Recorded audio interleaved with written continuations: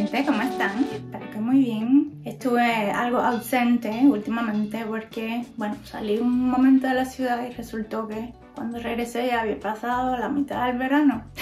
Bueno, este es el resumen de los libros que leí en este último trimestre, o sea, abril, mayo, junio. Y bueno, estoy un poco decepcionada en lo que a narrativa se refiere, narrativa de ficción, porque estos libros que la mayoría creí que iban a ser lo máximo, al final dejaron mucho que desear. Así que este video va a ser un poco hater, pero bueno, al final llega un que logró salvar la situación, logró sacar la cara por mi librero. Y bueno, si quieres saber más, quédate que ya vamos a comenzar. En total son 6 libros de los que voy a hablar, aunque leí 2 o 3 más que no fueron malos, todo lo contrario, pero ya los traté o los voy a tratar en podcast aparte, así que en total esta vez son 6. Y comienzo con la primera decepción, que fue Lo que más me gusta son los monstruos, segunda parte. A diferencia de Lo que más me gusta son los monstruos, primera parte, que estuvo entre lo mejor que leí de cómic el año pasado, esta segunda parte para mí estuvo muy floja y no es que sea un mal libro, sino que en comparación con el primer tomo, en mi opinión se quedó muy por debajo. Yo pensaba que como el primero me gustó tanto, esto iba a ser por el estilo. No lo tengo aquí porque lo devolví ya a la biblioteca, es un tomo gordo del mismo estilo que el primer tomo, con más de 400 páginas, con la misma calidad de ilustración que el primero, porque esta mujer, Emile Ferris, es una artista tremenda. Y bueno, conserva todo lo bueno que tenía el primero. Lo que sucede es que lo que es novedoso en el primer volumen, ir conociendo a los personajes, la forma de estructurar la historia, la intriga policial, todos esos indicios que vas descubriendo junto con Karen y que enriquecen la trama, aquí o desaparece o deja de aportar novedad. Sí, Karen sigue creciendo, sigue siendo una niña, pero una niña más entrando en la adolescencia y sigue conociéndose a ella misma, descubriéndose a ella misma. Eso está muy bien. La cosa con el hermano se vuelve cada vez más turbia, ¿ok? Aparecen nuevos personajes que, aunque son interesantes, a mi opinión le roban como el protagonismo a los que ya tienen unas historias que enganchan ya, que son las historias que a ti te interesan que se resuelvan. Entonces estos personajes que la autora introduce van a ocupar una serie de escenas que a mí la verdad no me interesan mucho. A otra persona puede que sí, pero yo lo que quería que me resolvieran el misterio que me dejaron inconcluso en la primera parte. Y no, te metes todo el santo cómic gordo así de 400 páginas y pasas a casi al final, todavía no te han revelado ningún indicio, nada que te ayude a ti a engancharte, sino todo lo contrario, es un desaliento porque ves que van como rellenando con historias que, como ya dije, para mí no aportan casi nada. O sea que se van desviando de la trama principal, no avanza la resolución del crimen y entonces tú terminas perdiendo la paciencia porque te sientes utilizada. Y si el final hubiera valido la pena, pero no. A mí me pareció ese final flojo, a más no poder. Segundo chasco, Kim Ji-young, nacida en 1982. Sé que no se pronuncia así, pero nunca consigo acordarme de cómo se pronuncian esos nombres coreanos. Este lo escuché en audiolibro de la plataforma eBiblio de las bibliotecas públicas de Madrid. Y qué aburrimiento. Oh. A ver, si a mí me dicen que esto es un informe estadístico muy interesante de cómo evolucionó la sociedad reciente coreana de misógina a menos misógina, yo, bueno, estoy advertida, pero es que me la presentan como una novela. Supuestamente es la historia de una muchacha surcoreana en diferentes etapas de su vida. Y esta es solo una fachada para presentarte, como ya decía, un reporte estadístico prácticamente de la evolución de esta sociedad, que me parece muy bien, pero novela como tal, como se siente, como lo sentí yo, es como esos juegos de roles que les dan a hacer a los niños en la escuela, donde se presenta una situación y entonces tienes que ver cómo el otro reacciona y cuál es la mejor forma de reaccionar y lo correcto. Para mí es eso. Yo sentí que lo único que faltaba era que me dieran a mí, me quitaran el libro y me dieran un libreto diciéndome, a ver, repite conmigo, la mujer no es un trapo. Yo encontraría bien que se diera este material en la escuela, a los niños en las secundarias, por ejemplo, que hagan debates, que hagan examen sobre el contenido del libro, pero como novela es realmente muy aburrido. Y eso que empieza prometedor, porque el comienzo del libro es de esta mujer, la protagonista, que empieza a hablar cosas que ella no tenía cómo saber y a tener recuerdos que ella no tenía cómo tener. Y entonces eso es intrigante, ¿no? Porque el mismo marido se sorprende y tú como lector dices, contra, qué cosa más rara, parece que va a haber aquí hasta algo de paranormal. Pues no, nada que ver. Esto fue solo el comienzo, la entrada, para presentarte todos estos juegos de roles que te meten por la cabeza a ti. Lo único bueno que le veo, aparte de podérselo dar a los niños sudcoreanos en la secundaria, es que si ves cómo ha avanzado la mujer en esta sociedad a fuerza de coraje y de inteligencia y de sororidad. Lo que pasaban las pobres mujeres en diferentes etapas de esta historia reciente de ese país era bastante hasta ridículo. Te parece a ti como persona de este siglo, ¿no? Pero hasta hace muy poco, y en algunos casos sigue sucediendo, que una mujer pariera a una niña en lugar de un niño era visto como un defecto porque era el niño lo que se deseaba y lo que se esperaba. Entonces a la mujer le decían, bueno, para la próxima. O sea, ya están asumiendo que tú vas a tener otro bebé y que esta vez sí va a ser un niño. Entonces al niño es al que se le mima, al que se le da el mejor plato de comida de la casa y de quien se espera que va a ser exitoso en la vida. Las niñas son solo atrezo. Pero chicos, en lugar de disfrazarme esto de novela, hazme una serie de televisión, una miniserie o un documental o algo. Bueno, con vista del amanecer en el trópico, de mi coterráneo Guillermo Cabrera Infante, primero no me esperaba lo que me encontré. Este título me daba a entender que iba a ser algo más poético y menos sangriento de lo que realmente aparece narrado. Pero bueno, yo me dije, una vez que lo empecé, igual vale la pena, es de Cabrera Infante y a mí me gusta cómo lo escribe y entonces me lo voy a leer igual. ¿Qué pasa? Y aquí viene el segundo problema y es el método, que es la cosa más desesperante y para mí mortificadora, que es que él te habla de cosas aquí que tú no tienes cómo comprobar. Me explico. Él te va a hablar aquí de hechos históricos sin decirte qué es, solo por la descripción te tienes que dar cuenta de qué hecho fue. El protagonista del hecho te lo va a presentar por su epíteto, por uno de sus epítetos. Tú tienes que prácticamente adivinar. Yo que no soy buena en historia y ni siquiera en la de mi país no tenía cómo comprobar porque ni siquiera hay notas al pie de página, ni anexos, ni nada. Entonces para mí es frustrante. Yo no entiendo cómo es posible. Te habla de un cuadro sin mencionarte cuál es, entonces tú tienes que imaginarte el cuadro. Yo buscando, no tiene ilustraciones, es así. Podían haberle bien puesto una ilustración, pues no. Entonces luego buscando en internet a ver si el hecho coincide con lo que yo me imaginaba. Entonces y en mito, eso no se hace. Luego pensando que es cosa de la edición, voy a la biblioteca pública y busco otro ejemplar de otra edición. Y yo a ver si esta sí tiene notas al pie de página que me expliquen a qué hace referencia cada crónica, cada relato, qué sé yo, cómo se le puede llamar a esto, porque son diferentes, ¿no? Cada página, por eso se lee muy rápido, cada página es como un vistazo, una estampa a un hecho histórico, a veces como es la historia de cualquier país, cosas muy ridículas, cosas hilarantes, cosas más donde hay rebelión, donde hay dictadura, va barriendo desde, yo creo, desde la época precolombina hasta prácticamente la actualidad. Y bueno, está interesante. Lo que sucede, ya digo, es el método. Alguien que ha estudiado historia lo va a encontrar muy ameno, pero yo lo encontré más frustrante que ameno. La edición que vi en la biblioteca sí tenía ilustraciones, pero eran unos dibujos abstractos y figurativos de un pintor español, ¿cómo se llama? Frédéric Amat, pero nada de explicaciones igual.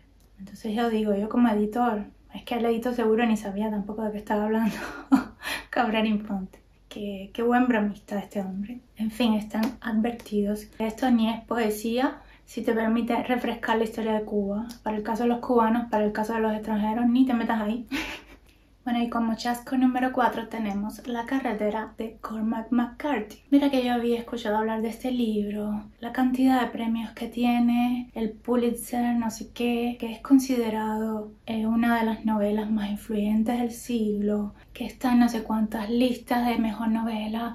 Y bueno, nada de esto a mí me había convencido de leerlo. Y mira que es muy corticos y mucho diálogo, entonces se lee muy rápido, pero yo no me había animado a leerlo hasta que me enteré de que Cormac McCarthy es el guionista de una de mis películas favoritas de todos los tiempos, si no la más, que es The Sunset Limited, con Tommy Lee Jones y ¿cómo se llama? Samuel L. Jackson. Los nombres de ellos siempre se me confunden. Y es una película muy filosófica, mi tipo de película, con pocos personajes, una trama, mucha tensión, filosofía, no sé qué. Y bueno, me dije, este libro está bueno. Finalmente, si tanta gente habla de él y además este autor ya de por sí me interesa lo que hace. Y no.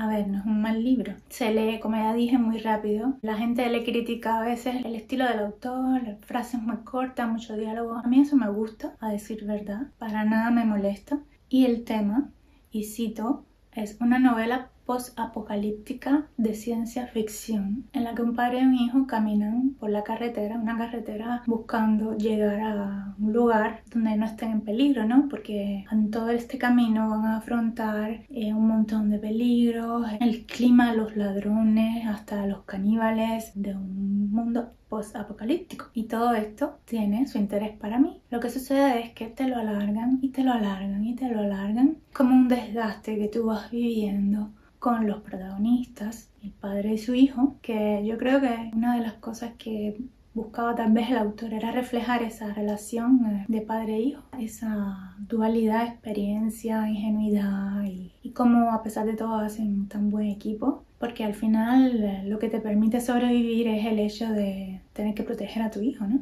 Estás como obligado a ello. Y a mí la verdad, como el libro es tan corto, aunque te lo alarguen, hubiera sido para mí un muy buen libro si el final me hubiera gustado. Lo que sucede es que el final me pareció un final cliché de mierda, decepcionante. Ya luego hay diferentes interpretaciones y ya no todo el mundo lo interpreta de la misma forma.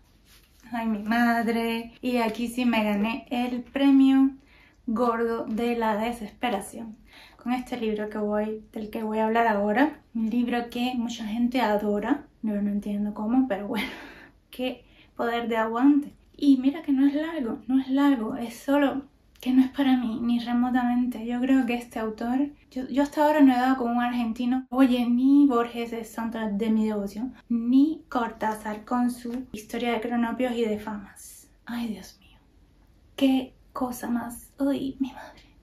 Esto es cringe a pulso para mí. Ha sido una prueba de paciencia, que yo no sabía que yo tenía tanta impaciencia dentro de mí, concentrada. Y mira que he hecho un esfuerzo porque yo he tratado de leer, una vez saqué un libro de la biblioteca de cuentos, me leí un par que no me parecieron malos, pero tampoco, a ver, no eran guau tampoco, y lo devolví sin terminarlo ni nada. Luego intenté leer Rayuela. A la segunda página dije, ¿no? ¿Qué cosa es esto? Yo, si acaso de aquí a un par de años lo intento otra vez. Y bueno, de eso hace como 20 años y no lo he intentado. Pero que me encuentro este libro de segunda mano, creo que lo pagué 2 euros. Y dije, contra, qué buena pinta tiene, corto, con humor, vaya, mi estilo. A ver, se me ocurre llevármelo a leer en la piscina. Yo que nunca voy y ahora me hago la de ir a leer a la piscina. Tuve que aguantarme para no lanzar esta cosa a la piscina más de una vez. Qué libro tan tonto, tan ridículo. Qué pedantería creyéndose gracioso. Para mí esto lo hizo Cortázar para entretenerse a sí mismo y decir, mira qué ingenioso, qué ocurrente y qué gracioso soy. A ver, ocurrente es, gracioso ya, no tanto para mí, en mi opinión, es mi opinión. No me vayan a coger por el cuello. Vaya, no lo lancé a la piscina por respeto a la gente. Si hubiera estado sola lo hubiera lanzado, eso que no te quepa duda. Lo volví a poner en un rincón, me olvidé de él por un tiempo y luego me lo vuelvo a encontrar en eBiblio. Y digo, bueno, le voy a dar la última oportunidad. En eBiblio, como quiera que sea, no puedes mandar a freír tusas al narrador oral. Tienes que aguantar. Y entonces yo me pongo los audífonos y me voy a fregar mis platos a la cocina y me pongo a escuchar aquello. Y es que me entra una desesperación que hasta casi rompo un plato y me corto un dedo. De tanto enfado que cojo con estas historias que no tienen ni pies ni cabeza. Y entonces, mira, a mí me gusta reírme, es lo que más me gusta a mí en la vida. Leer, escribir, reírme, el humor para mí es fundamental en mi vida. La vida es tan dura que si no tuviéramos eso, y la música, yo creo que no valía la pena existir. Bueno, en fin, no me quiero justificar, lo que quiero decir es que no le encontré gracia ninguna. Ya si la primera parte no daba risa, en la parte de los manuales, ¿cómo es? Manuales de instrucciones, no sé qué. La segunda, donde él te introduce esos personajes, los cronopios y las famas que tienen déjame decirte, que tienen un público que les hace un culto a esos personajes y hay hasta una división de la sociedad en cronopios y famas. ¿Qué eres tú, más cronopio? No, yo soy más fama. Y yo, bueno, yo quiero leerme este libro para saber lo que yo soy. Ahí están las esperanzas. Entonces tú dices, bueno, la idea está buena, pero no hubo forma que yo pudiera reírme con aquellas historias que Cortázar encontraba tan increíblemente graciosas. Una tontería total. Tiene una obsesión también con las orejas, las narices, los relojes. ¿Para qué? ¿Para qué? Para nunca acabar. Y llegó al final del audiolibro, sí, porque llegué al final. Entonces viene una parte que es la parte más interesante, porque es la parte donde se habla un poco del proceso de la escritura, de la ideación del libro por el autor y de las múltiples, innumerables, infinitas cartas que se intercambió Cortázar con editor, traductor, qué sé yo, porque él quería a estos cronopios como a sus propios hijos, dichos por él, y le molestaba que a sus amigos, y creo que hasta a su esposa, no les gustara, les parecían las historias moralizantes. A mí la verdad no me pareció nada, simplemente yo quería que aquello se acabara. Un libro tan corto que pueda ser tan desesperante, para mí es difícil. Él le hablaba a la gente de aquello y decía que eran cuentecitos, espérate, ¿cómo decía? Cuentecitos y poemas muy graciosos. Dime algo. Y entonces él no paraba ahí, sino que él también dividía la sociedad, dividía a la gente que él conocía en cronopios y no cronopios. Decía que, por ejemplo, el artista Donatello era un cronopio. Entonces a Cortázar le parecía muy injusto, refiriéndose a sus amigos y eso, que no le gustara esta historia, que quería meterle por la cabeza. Decía, es que yo los quiero mucho a estos bichos, deliciosos y radiantes de simpatía. Mira, hazme el favor, Julito, aflójame las trenzas, como dice Nereida. Sin embargo, hay una parte donde él habla, que a mí me pareció interesante lo que dijo. Cortázar dice que para él la parte más importante del libro es el lomo, que es mal llamado lomo y debería llamarse cara, porque es la parte que mucha gente va a ver únicamente del libro, lo que es en la biblioteca, en la librería, en tu librero, es la parte que se ve. Y bueno, que en esta parte debería ser donde los editores y diagramadores, ilustradores o lo que sea, se concentraran mejor, ¿no? Para que fuera lo más atractivo posible y todo saliera bien, porque esto fue a raíz de que su nombre no salió bien en el lomo de una edición. No le gustó cómo quedó, creo que por culpa del mismo. Y bueno, él decía eso, que las tapas bien podían ser zonas en blanco, que lo que importaba realmente era el lomo. Y bueno, me parece esto una idea interesante, que muchas veces no se le da la importancia que necesita esta parte. Y recuerdo que tengo ediciones viejas de libros, sobre todo libros infantiles, que no tienen en el lomo absolutamente nada. Y creo que esto cada vez es más raro, porque cada vez estamos más conscientes de que hay mucha competencia y para poder vender tienes que poner la información lo más clara posible en el lomo del libro. Y bueno, después de todos estos chascos, por fin llegó mi recompensa, mi bálsamo ante tanto escrache. Y se trata de El estanque de Lily de Hope Ryden. No es la primera vez que hablo de este libro, ya le dediqué todo un podcast el Día Internacional del Castor. Supe de él por un canal que se llama Los Cazadores de Libros, creo que ella se llama Lourdes, y había comentado que lo había leído y que le había gustado mucho.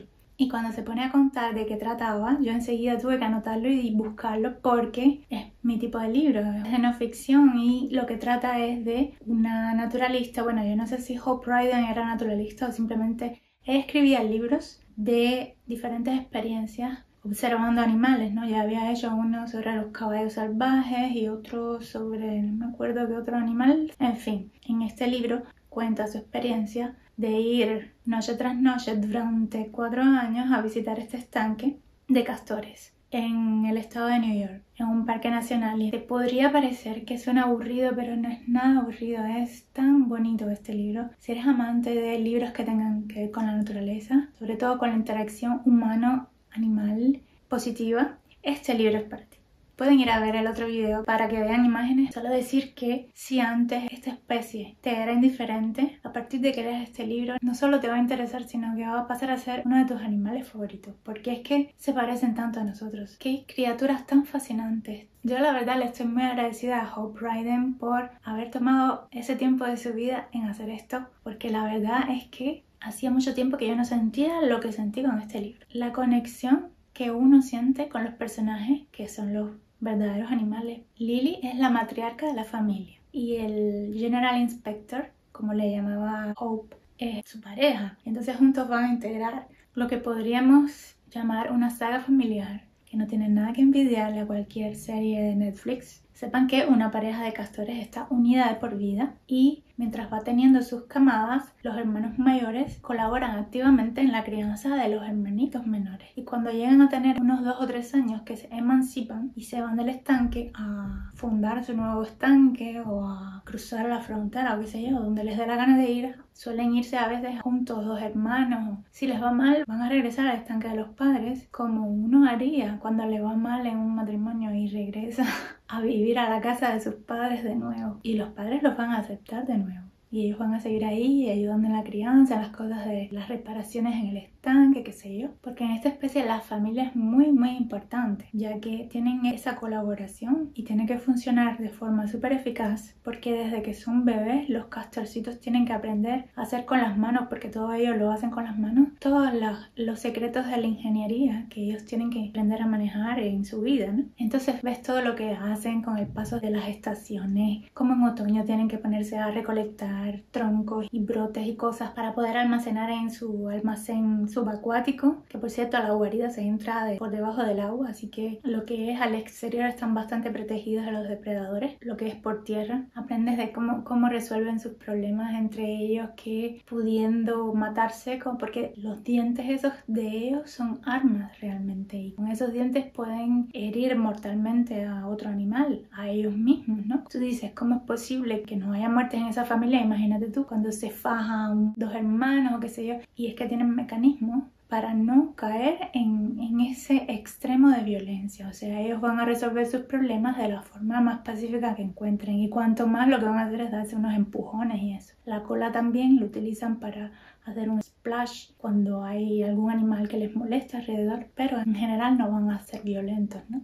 Y una cosa que suele pensar la gente, que es que cuando llega un castor lo va a destruir todo, va a inundar todo y entonces va a ser nocivo para el ecosistema. En realidad es lo contrario. En realidad ellos contribuyen a hacer aumentar la biodiversidad de ese ecosistema. Desde que llega un castor va a tender a dinamizarse y a aumentar su biodiversidad. Entonces vas a aprender un montón de cosas. Hay partes también bastante tristes, bastante que te encogen el corazón, y tú conectas tanto con estas criaturas que no es que llegas a llorar, pero es que te duelen las cosas que le pasan, te duelen las emociones. Como Hope se debate éticamente entre el deseo de ayudarlos en ciertos momentos y el deseo de no intervenir y de dejarlos a que hagan su vida, ¿no? Y es algo muy bonito de ver y muy interesante. Y sobre todo saber que eso pasó de verdad.